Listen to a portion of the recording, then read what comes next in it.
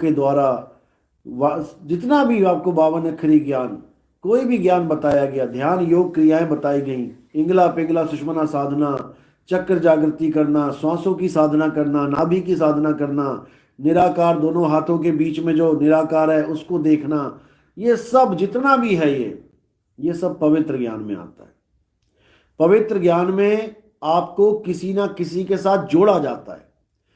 किसी को नाभि से जोड़ दिया, किसी को चक्रों से जोड़ दिया, किसी को मंत्र से जोड़ दिया, किसी को तंत्र से जोड़ दिया, किसी को काया से जोड़ दिया, किसी को प्राणों से जोड़ दिया, श्वासों से जोड़ दिया। कहीं ना कहीं ऐसी चीज में जोड़ा जा रहा है जो नाशवान है। ये सारे मंत्र जंतर तंत्र नाशवान हैं, ये सारी काया, ये सारे चक्र नाशवान हैं, हर चीज नाशवान है, लेकिन फिर भी आप भगत कहलाते हो।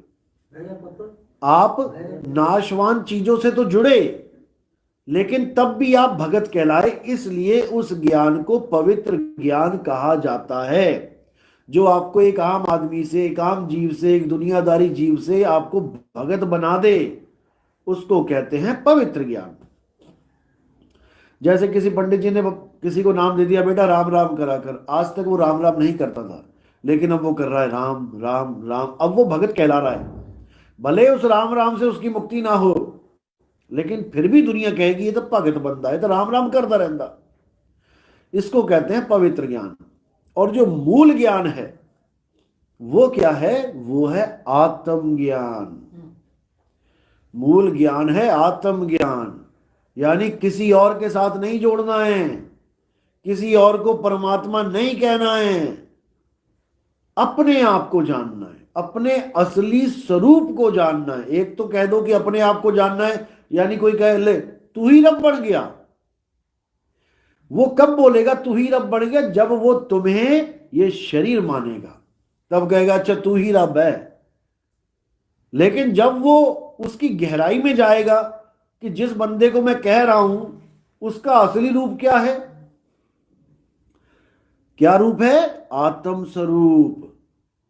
शरीर को नहीं कह रहे हैं, आत्मा को कह रहे हैं। जब आत्म स्वरूप को जानोगे तो कबीर साहब क्या कहते हैं?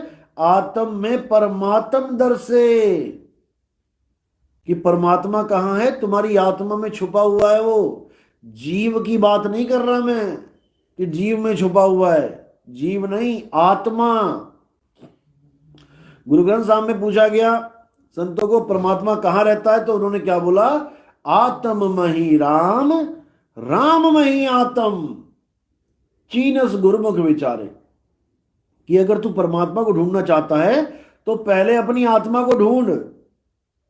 अपनी आत्मा को ढूंढ यानी आत्मज्ञान को प्राप्त कर। कौन ढूंढेगा आत्मा को? जीव।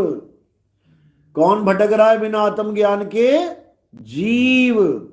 आत्मज्ञान बिना नर भटके, कभी काबा कभी काशी। नर का मतलब ये नहीं कि नर शरीर, शरीर कहां भटकेगा? नर संज्ञा दी गई है जीव को। जीव नर के शरीर में आया, अब परमात्मा को ढूंढने के लिए कभी काशी भाग रहा है, कभी काबा भाग रहा है। आदमी के अलावा बता दो कौन सा जीव है जो भाग रहा है भगवान को ढूंढने के लिए? कोई नहीं भाग रहा, क्योंकि 1,84 भुगत के पौ पे अटके आए। अब जो आप 84 के बाद जो मनुष्य चोला मिला है, सबसे ज्यादा माया का विस्तार इसी चोले में है। ना तो आज तक किसी बंदर ने मोटरसाइकिल बनाई, ना किसी घोड़े ने एरोप्लेन बनाया, ना किसी हाथी ने जेट वायुयान बनाए। ये आदमी है, पूरा माया का विस्तार करके बैठा है। एक सुई से लेके जहाज तक वही बना रहा है।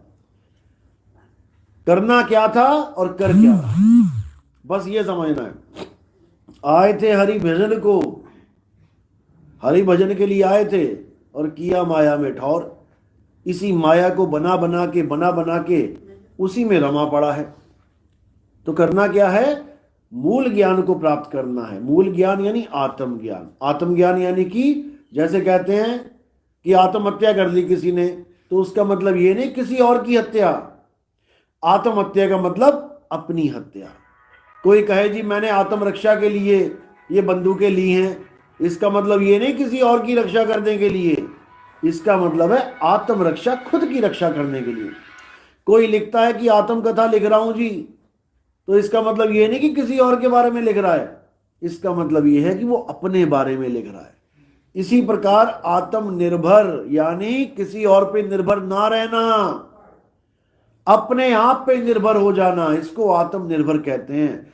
इसी प्रकार आत्म ज्ञान का मतलब होता है किसी और का ज्ञान नहीं, अपना ज्ञान। तुम्हें तुम्हारी आत्मा का बोध हो जाए, और जब तुम्हें तुम्हारी आत्मा का बोध हो गया तो उसी में परमात्मा है। जो तिल माही तेल है, ज्यों चकमक में आग, और तेरा साईं तुझ में है, जाग सके तो जाग। सारी कहानी खत्म कर दी सतलोक की, अलग लोक की, अगम लोक की। ये सतलोक अलग लोक के नाम पे बड़े बड़े आश्रम चल रहे हैं भरमाने के लिए। चलो तुम्हें सतलोक लेके जाते हैं, सतलोक में चले गए, ठीक है, वहां क्या मिला? वहां पर एक परमात्मा मिला जिसके एक एक रोमकूप में सैकड़ों सूरज चमक रहे हैं। ठीक है, कुछ दिन वहां रहे, थोड़े दिन बाद क्या हुआ? बोर हो गए। अब गुरु कह रहा है चलो अगम लोक को चलते हैं। वहां क्या है? वहां अगम पुरुष बैठा है, उसके एक एक रोए कूप में हजारों सूरज चमक रहे हैं। वो सतपुरुष का क्या बना फिर? सतपुरुष को छोड़ के अगम पुरुष के पास चले गए। वहां से कहते हैं और आगे चलते हैं, अलग पुरुष के पास चलते हैं। वहां कौन सा परमात्मा है? उसके एक एक रोमकूप में लाखों सूरज चमक रहे हैं। पहले वाले में सैकड़ों, दूसरे वाले में लाख, हजारों, तीसरे वाले में लाखों। अब कहते हैं वहां भी टिकेंगे नहीं, अब चलते हैं अनामी पुरुष के पास, अनामी लोक में। वहां जाके क्या मिलेगा? एक एक रोमकूप में अरबों खरबों सूरज। बताओ, हम ही ने चार भगवान बना दिए, हम ही ने चार परमात्मा बना दिए, हम ही ने उसमें भी अंतर कर दिया कि लाइटों को देख के अंतर कर दिया। वहां सैकड़ों जलेंगी, यहां हजारों जलेंगी, वहां ये सब माया का खेल है। कबीर साहब कहते हैं भाई रे दो जगदीश कहां से आया, कहो कौन बोर आया। जब हिंदू मुसलमान लड़ रहे थे तो कबीर साहब ने कहा भैया तुम दोनों का पिता एक ही है, दो कहां से आ गए? कोई बोले राम राम, कोई खुद आए, कोई सेवे गुसैया, कोई अलाए, दो कहां से आ गए? लेकिन कबीर साहब के पंथ वालों ने ही चार परमात्मा घोषित कर दिए। ये सब अज्ञान है, क्योंकि परमात्मा कहीं किसी लोक में है ही नहीं। परमात्मा कहां है? तेरा साईं तुझ में है, जाग सके तो जाग। जो जाग गया वो अपना परमात्मा अपने में ढूंढेगा, और जो अंधकार में है वो किसी और लोक में जाके ढूंढेगा। तो लोकों में ढूंढवाने वाले बहुत गुरु बैठे हैं, लेकिन अपनी खोज करवाने वाला बिरला होता है। इसीलिए कबीर साहब ने आत्मज्ञान के ऊपर बहुत बाणियां बोली, सारा कुछ आत्मज्ञान के ऊपर ही बोला। गुरु ग्रंथ साहब भी कह रहा आत्मदेव पूजिए, गुर के पाए सुहाए। अगर पूजा किसी की करनी है भाई तो आत्मदेव की पूजा करो, लेकिन पहले जानो तो सही आत्मदेव है क्या। कृष्ण जी क्या बोलते हैं गीता में? हे अर्जुन, आत्मा को ना तो कोई शस्त्र काट सकता है, ना अग्नि जला सकती है, ना वायु सुखा सकती है, ना जल भिगो सकता है। तो बताओ इससे बड़ा भगवान कौन है? और जो ये ज्ञान बोल रहा है यानी कृष्ण जी, उनकी मृत्यु कैसे हुई? पैर में तीर लग के। जब पैर में तीर लग गया तो फिर वो अजर अमर अविनाशी कैसे हैं? वो भगवान कैसे हैं?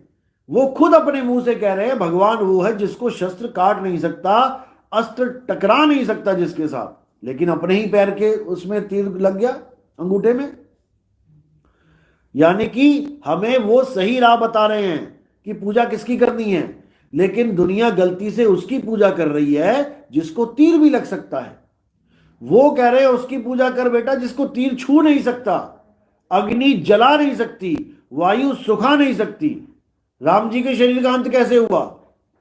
सारी लीला खत्म करने के बाद पूरे परिवार के साथ जल समाधि ले ली सरयू नदी में।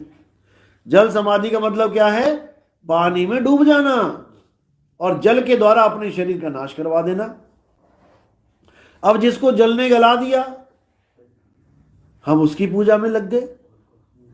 जबकि पूजा उसकी करनी है जिसको जल गला नहीं सकता। तो ये ज्ञान कब मिलता है? जब आपके जीवन में कोई ऐसा गुरु आता है जो आत्मज्ञान की बात करे, जिसके लिए गीता में अध्याय 4 34वां श्लोक बिल्कुल क्लियर बोलता है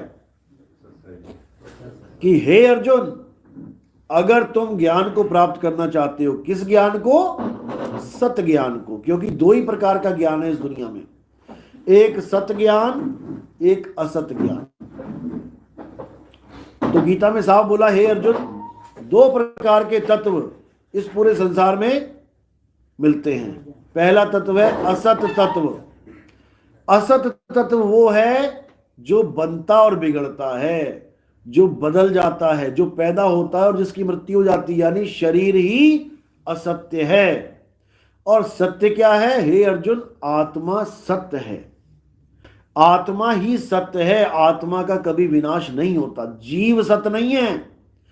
कृष्ण जी ने जीव नहीं बोला कि जीव सत्य है, ना कबीर साहब ने बोला जीव सत्य है, जबकि जीव भी अविनाशी है।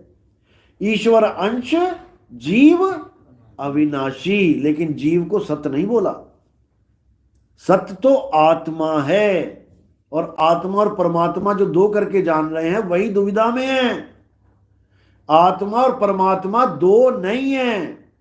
गुरु ग्रंथ साहब क्या कह रहा है? आत्मा परमात्मा एको करे, अंतर की दुविधा अंतर मरे।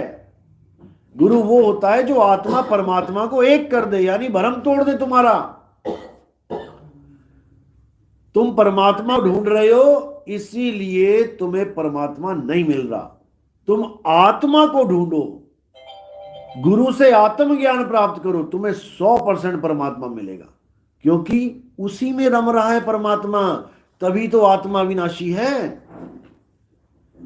इसी को बोला ना, तेरा साईं तुझ में है, जाग सके तो जाग। जैसे दूध में घी छुपा है। अब तुम घी घी तो कर रहे हो, लेकिन दूध उठा के नाली में फेंक दे रहे हो और कह रहे हो मैं तो घी चाहिए, मुझे दूध नहीं चाहिए, घी चाहिए। अरे दूध में ही घी है, लेकिन तुम उस विधि को नहीं जानते जहां से दूध में से घी प्रकट हो जाए। बस तुमने भेद लेना है गुरु से कि दूध में से घी कैसे प्रकट किया जाए, और घी प्रकट है। बस तुम्हें भेदी गुरु चाहिए। मंत्र तंत्र जंत्र वाला गुरु नहीं चाहिए। जो तुम्हें मंत्र जपाए वो गुरु गुरु नहीं है। वो को कहां ढूंढे रे बंदे, मैं तो तेरे पास में। नाम है जप में, नाम है तप में। जितने भी जपने वाले गुरु हैं, जो भी तुम्हें कोई भी नाम दे देते हैं कि ये नाम जपो जी। किसी ने कह दिया राम राम जपो, किसी ने कह दिया वाहिगुरु वाहिगुरु जपो, किसी ने कह दिया अल्लाह अल्लाह जपो, किसी ने कह दिया गॉड गॉड करो। ये सब अज्ञान है। ये सब 52 अक्षरी नाम हैं, इंसानों ने बनाए हैं। अगर इस दुनिया से इंसान को खत्म कर दो, सारे नाम खत्म हो जाएंगे। भैंसों के क्या बच्चे नहीं होते? आज तक भैंस ने किसी बच्चे का नाम नहीं रखा। शेरों के, गाय के, मुर्गियों के बच्चे नहीं होते क्या? आज तक किसी मुर्गी ने किसी बच्चे का नाम नहीं रखा।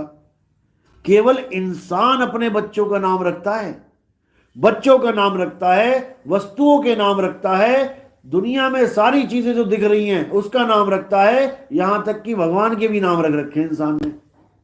हजारों लाखों करोड़ों नाम बना रखे। किसने बनाए? इंसान ने। कैसे बनाए? 52 अक्षरों के द्वारा। ये मुंह से जितनी भी आवाजें निकल रही हैं, ये सब 52 अक्षर ही हैं। इसीलिए कबीर साहब ने बोला 52 अक्षर जोरे आन, सक्या ना अक्षर एक पहचान।